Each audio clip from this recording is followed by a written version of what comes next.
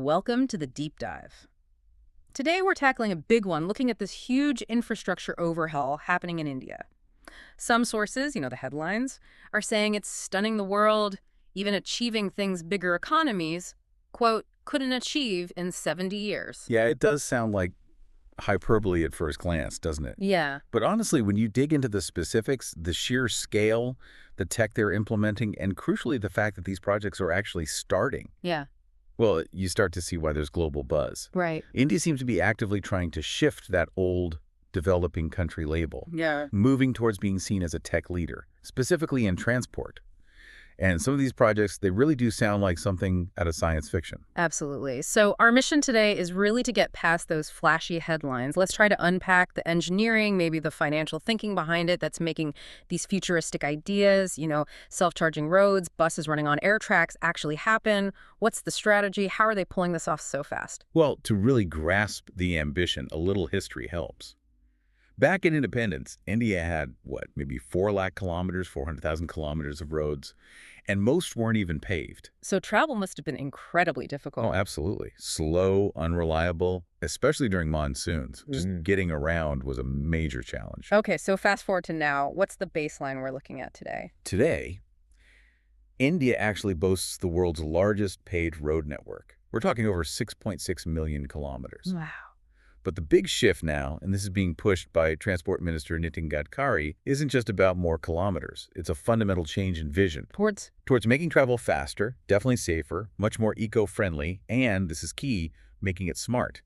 Integrated technology. Okay, let's break that down. This move from just building roads to building high-tech systems. Let's start with maybe the most sci-fi sounding one. These transport systems that run above the road.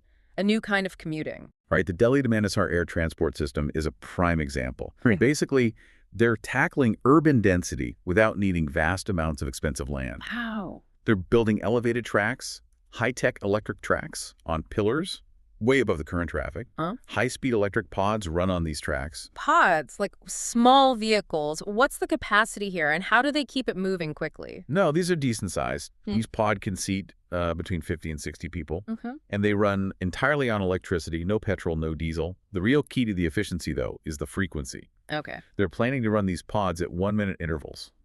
1 minute, so your waiting time practically disappears.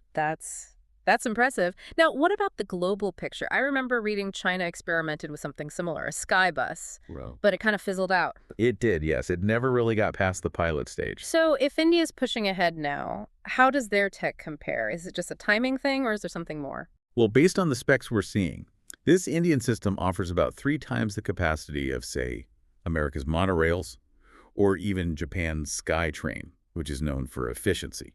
3 times. Yeah. And regarding China's attempt, the sources suggest they hit 2 major roadblocks they couldn't solve: managing the traffic flow underneath the elevated structure, and sorting out reliable power management for the pods themselves. India seems to have engineered solutions for both those critical problems right from the design phase. Interesting. So it's potentially a significant engineering step forward. It looks like it. It's a big validation, potentially, of their domestic design and problem-solving capability. Okay, so air systems for city density. What's next? The integration piece. Making different travel modes work together seamlessly. These multi-modal transport hubs. Exactly. Anyone who's traveled through major old transport hubs knows the frustration.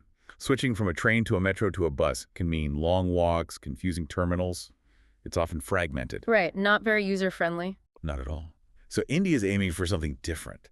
Truly seamless, compact travel experiences where everything connects smoothly. And the big example is the Sabarmati hub in Ahmedabad. How's that different from, say, a big station in Europe?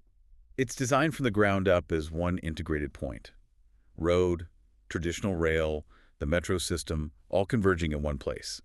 But it's more than just transit. Oh. They're building in shopping malls, hotels, making it an economic center, too. And crucially, it's set to be the main base station for their new bullet train project. Now, hold on. Europe's got massive train stations, right? France, Spain, they pride themselves on high-speed rail. Are you saying their model is somehow flawed compared to this new Indian approach, or is it just newer planning? It's really about fixing that last-mile integration gap, you could say. Yes, France and Spain have huge, efficient rail networks, but getting from the train platform to the city metro or to the bus network, It can still be clunky, disjointed. Okay, India's approach seems to be explicitly designing for that connection between modes, prioritizing the whole passenger journey, making it smooth end to end, not just the train part. that makes a lot of sense, actually. Okay, moving out from the big city hubs, what about connecting the trickier places? Hills, rural areas, places that have always been tough to link up. The ropeway revolution. Yes, and the scale here is, again, pretty ambitious. Over 360 ropeway projects are apparently in progress right now. 360. Wow.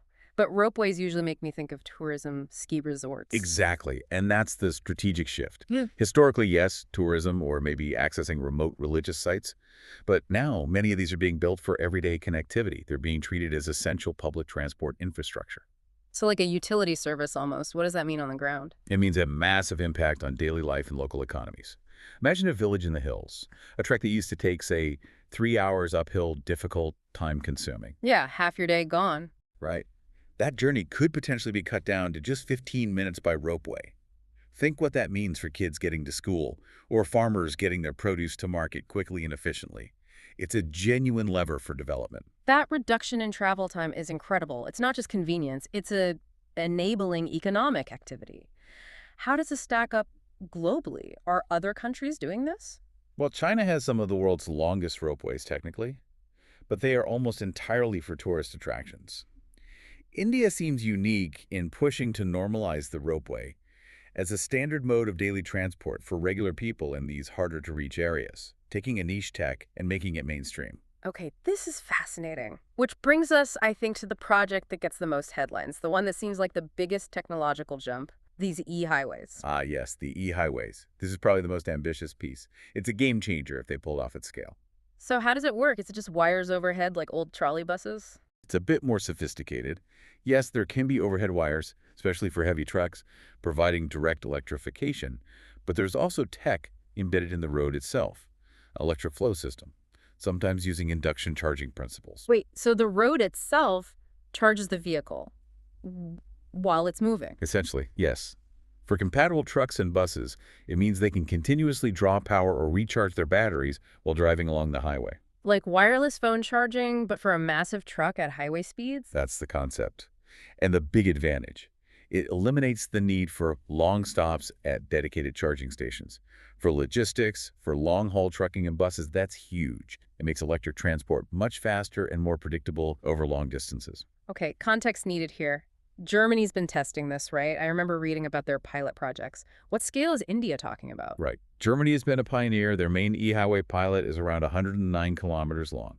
India's plan, a 500-kilometer network of e-highways. 500 kilometers? That's nearly 5 times the German pilot. Exactly. And they're aiming to complete this by 2027. They've already earmarked the Delhi Highway Expressway for conversion.